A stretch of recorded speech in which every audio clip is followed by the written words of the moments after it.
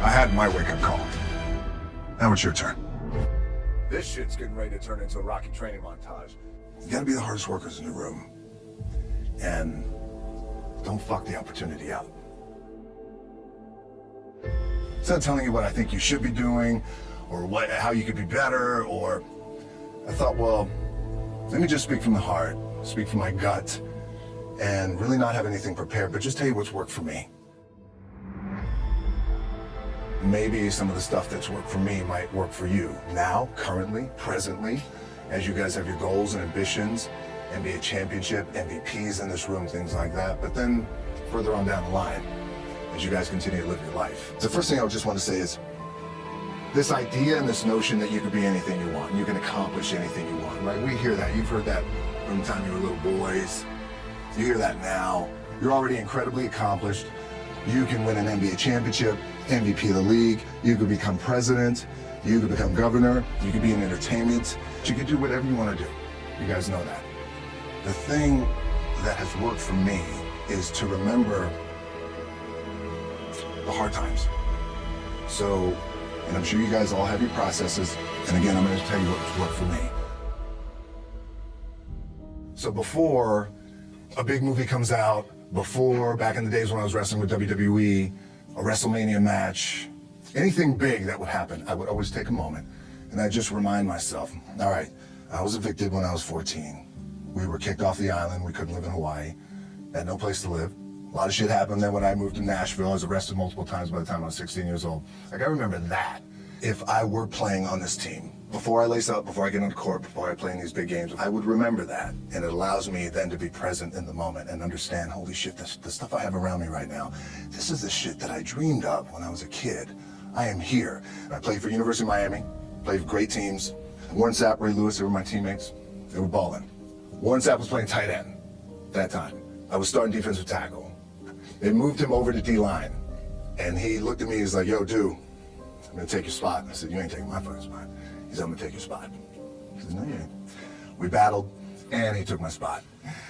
Now you can imagine how that fucked with me, because there goes my opportunity. He went in, switched to defensive tackle, lit the world on fire. Well, what that did, it crushed me, it crushed my dreams. I had a piss poor senior year, zero production, no NFL, no combine invite, nothing. Finally went to the CFL, Calgary Stampeders, making $250 a week Canadian. And I had to send that shit home to my wife at that time. Had no money. So I remember that. When I got cut from Canada, I had $7 in my pocket. And I always tell that story. So now my production company is $7, advertising agency is $7, everything is $7. So I always remember that. What helps me is to keep the hard times in the front of my mind, because it allows me to go into these big moments that I've worked my ass off, and you guys have worked your ass off. It allows me to go into these big moments with a different perspective. What it also does for me, and again, this is what works for me. I keep my back is up against this motherfucker every day. It's against this fucking wall. It's up against this motherfucker because it's what I believe in. And when my back is against this motherfucker, then there's nowhere to go but that way. That's it. So I feel like this could be something, an ideology mindset that could help you, if you look at it that way. For me, I need this. I need this. So every day, my back is up against this motherfucker, and this is how I operate. Now, doesn't mean you don't smile, doesn't mean you don't laugh and joke, right? You're happy, I'm a happy guy. But when it comes to business, and when it comes to executing, it's up against this. And I gotta go that way. And I don't give a fuck who is in front of me. They're not gonna stop me. I feel like for me, it feels seamless. The prep is where the character's made. And I just don't mean the character I play, I mean the character in here.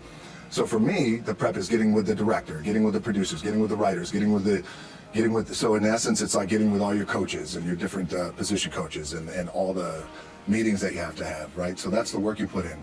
The key for me was, where does it start? What's the anchor? What's the anchor? So I could have all these ambitions, and you guys have all these ambitions, which is great. It's important. I'll play this role, you'll play that role. I'll execute this thing, and it'll come out this summer. You guys will execute this thing during the summer, right, when it's time to really put in a lot more work. But the key with me is just always finding what the anchor is. And the fucking anchor is getting up at 4 o'clock in the morning every day before anybody else and grounding my thought process is in the no one will outwork me. No one. I love and I respect you guys. You motherfuckers won't outwork me. All starts with this. 2 hands, putting in the work.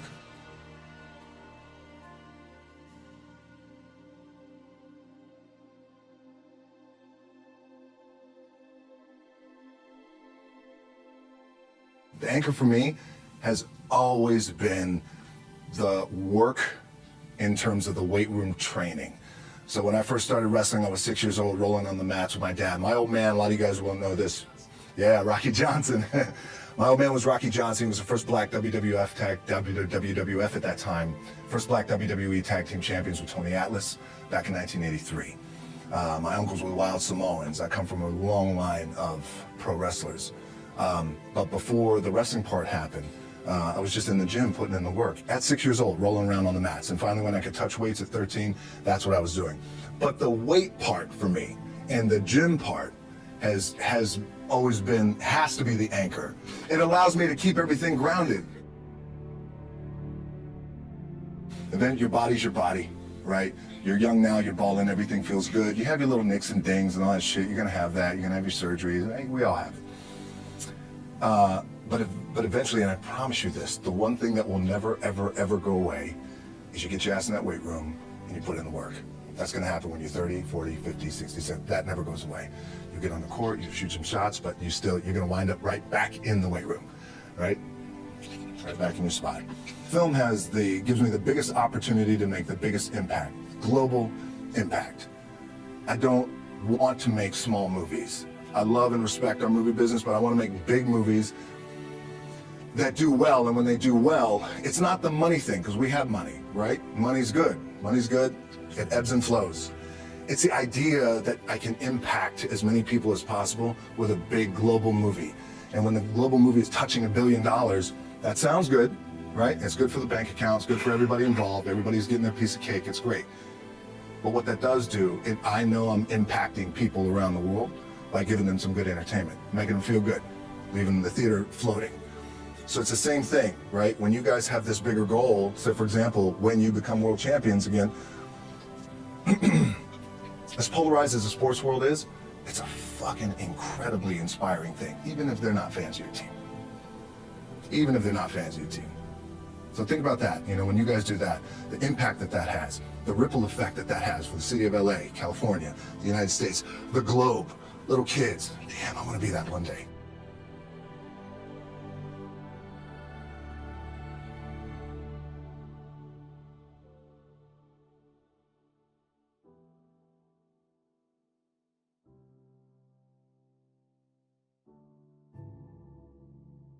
And the thing that the WWE taught me, which I think you guys can take away and it can apply to a little bit of your practice and your business and your gameplay, is WWE taught me to always listen to the people. You always want to listen to the people. So when I would go out, look, you go out, there's always a lot of ego, and I want to do my shit, and then another wrestler will say, oh, I want to do my shit, I want to do my finishing move, I want to do my finishing move. I got to look good, I got to do all this. My last match in WWE, I'll share this with you guys too, is that, again, because there's a little bit of takeaway here from all this shit, is I wrestled John Cena, and I went in, and I think it's 2013, I went in WWE champion, and we went in MetLife Stadium. We had a record-breaking attendance, which was amazing that night. We accomplished our goal. So I wrestled with John Cena. We had 45 minutes planned for the match. It's nonstop go, right? So your conditioning is tested. And at that time, I wasn't full-time in WWE. I was just doing these spot matches where I was still shooting G.I. Joe, I think, or Pain and Gain at that time. It was Fast and Furious 6 in London. Had to travel in the ring, get all my ring work in, travel back to shoot Fast and Furious, then back, WWE Raw, doing those shows. The big build-up to WrestleMania against John. We get to MetLife Stadium, it's a big night, this is it, it's game night, right? It's championship night for me. 45-minute match planned out. There's no cut, there's no, all right, well, let's pick it back up tomorrow, it's go time, it's just like you guys in a game. At the 15-minute mark, bang! I feel something pop. I'm like, boom, what the fuck? I'm laying there, and both of us are out. I said, oh fuck, something's going on. And I stick my hand, that was 85,000 people, right? And we're just laid out like this. I kind of roll over, I stick my hand down in my trunk just to see, I want to make sure that there was no bone sticking out. So there's no bone sticking out, what the fuck? Something just happened. Referee comes over and he's like, Rock, you all right? I'm like, yeah, I think I'm all right. I said, fuck. I get up, I go to step, and I can't step. I can't do this. I have to use my leg like momentum. I gotta do that. So now in that moment, and you guys are gonna have these moments, you probably already had them already, where you're in the game and you're in the thick of things, and you gotta make a decision. What I gotta do? I'm gonna stay in the game, committed to the team, I committed to my team, the whole entire roster, right? And in the world of wrestling, when you have a big show like this and you have a big main event that the entire show is based around, the wrestlers will come up to the two people in the main event at some point all throughout the night in the locker room and just be like, hey, thank you for the house. I appreciate it. Thank you for the house. And what that means is, that's their way of saying thank you for helping draw 85,000 people and putting a lot of fucking money in my paycheck, in my bank account. Thank you for the house. We got a lot of thank you for the houses that night. Bang. This happens, and now I realize I can't move my leg. And I got 30 minutes left of this match. And it's not just like fucking around. I mean, these are like, we got to put on a show. There's a lot of big flying and suplexes and all that. So I could tell the ref says, are you okay? And I have one moment. In this moment, it was a defining moment. I could either tell him, no, I'm done. He gives the signal, match is over. Or, let's keep going. And again, this is a little takeaway for you guys. If you ever have this moment, I'm sure you have. If you haven't, it's coming. We had this decision. And I said, no, let's keep going. I said, how much time is up? He's like, 32 minutes. I'm like, fuck, okay. Rest of the whole match, couldn't move, doing everything like this. I'm getting scared because I'm thinking, man, well, what happens if I pinch something or something like, you know, I don't know, your mind starts fucking with you in the moment. There's 85,000 people, your adrenaline's rushing. Thinking, man, what happens if I'm gonna lose my leg or some shit like this, if I've just done something to my artery? Final move of the match is his big finishing move. And I remember I'm getting up and I'm turning like this because I have to fall into him. He's gonna hit me with his big finisher. It's like a massive suplex where I go over his head and fucking slams me down. And I remember turning into John, and he says, and I remember thinking to myself, God, please don't let this be too bad. Just take care of me. Take care of me. Bang! I feel boom! Now I don't know what the fuck just happened. Now luckily the match is over. He pins me, one cheese. Comes in the back, I get to the back, I can't move. Now I'm getting a little nervous. And doctors come in. John comes in. You okay? He comes in. We always like to celebrate with booze. He brings like moonshine, like legit moonshine. It's like crazy white boy shit that they bring, like in a jar. This is moonshine. Hey, let's have some moonshine. It's okay. Don't know what's happening. Rush, get on a jet, rushed home to my doctor's down in Florida, and get an MRI. Find out that I have completely torn my adductor, the top of my adductor and my top of my quad off my pelvis. Yes, really, really fucked up. So it's a very long story to tell you. What I was proud of was to walk out on my own, but not only that, but in this fucking moment where the odds are against you, people are watching, your team's depending on you, you either say I'm done, or this shit, whatever the fuck is going on, is temporary, and it may fuck me up at some point down the road. But I'm not gonna let this opportunity go by without giving it my all.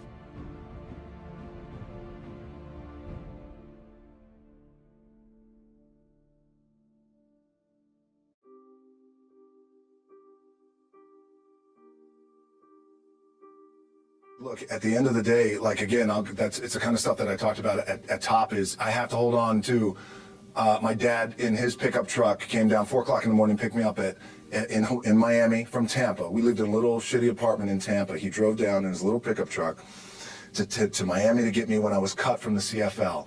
I was driving up I-75. I don't know if you guys are from Florida. Any of you guys, if you know, it's I-75. It's like, especially down in Florida, Alligator Alley. I'll never forget it. It's 4 o'clock in the morning. And I thought, well, fuck. I leave home like you guys left home. I'm ready to tackle the world, get after it, achieve my dreams and goals.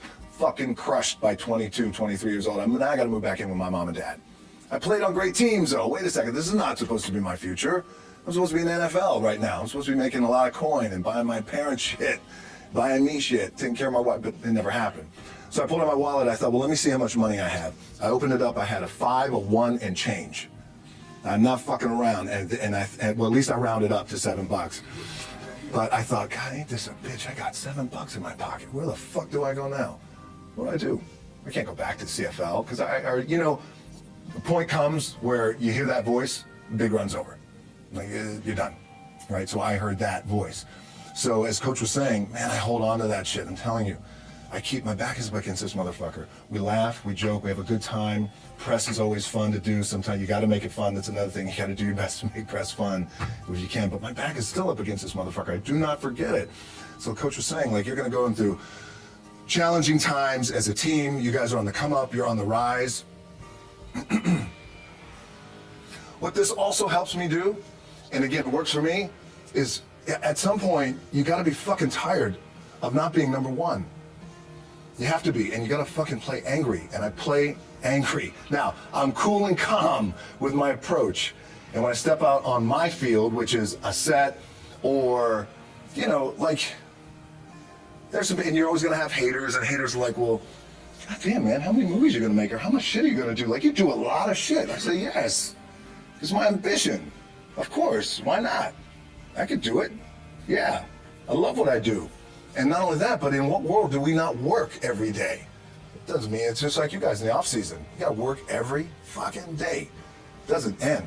My back is up against this thing, and I started to play angry, by the way, and I still play angry. My last match, Brock Lesnar, transitioned, and I realized if I had to be great at something, I wanted to be great in this world of Hollywood and movie making and producing and entertainment. I had to commit, like you guys have to commit. Obviously, you commit to something, commit to the goal. So I quietly retired. 2 years later, I thought, what the fuck did I do with my career? Because my movies were not doing well.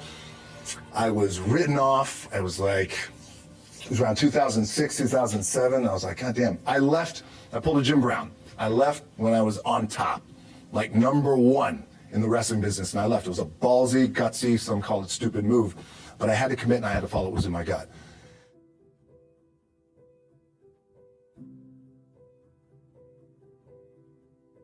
And I'll share this with you guys, and Will Smith is my boy, and I sat down at that time with the agency I was with, and they said, what do you want to accomplish? I said, I want to accomplish the world. I want the world, and I want Will Smith's career, and I said, and I mean this respectfully because I know he's here at this agency with us, I want to do it bigger and better. And they looked at me like I had 3 fucking heads, and they were like, okay. But I still stayed focused, and I still had still put in the hard work with my 2 hands, and that's it. And that's what it comes down to with you guys too. Look, I appreciate you guys giving me the time. I enjoy this back and forth, rapping a little bit. But the one thing I do want to leave you with is, as you guys know, there's nothing you can't accomplish. You're gonna go on, you're gonna become world champions. The key for me, well, I think one of the keys is, remember where you came from, keep that shit in the front of your mind, and when shit goes bad, it goes sideways, a lot of shit does, you're getting booed out of the fucking building, or you're coming through this injury, or people are writing you off, oh, you guys ain't gonna fucking make it, any of that shit. You gotta keep it in here. And it really has to, it should drive you. It should. It works for me. It should drive you. You get all the talent in the world. It's all here. It's all here. Everybody's the next best thing. Everybody's the thing. Everybody's the best. It's all here. But goddamn, I want to do it better. I'd want to do it better. How that is, because they even said to me, well, how do you do it better than him? This was in 2006. I said, I don't know. But I do believe there's a better way to do it and a different way to do it. Maybe it's through social media, connectivity, global, I don't know. Let me understand the market, all that. And here I am.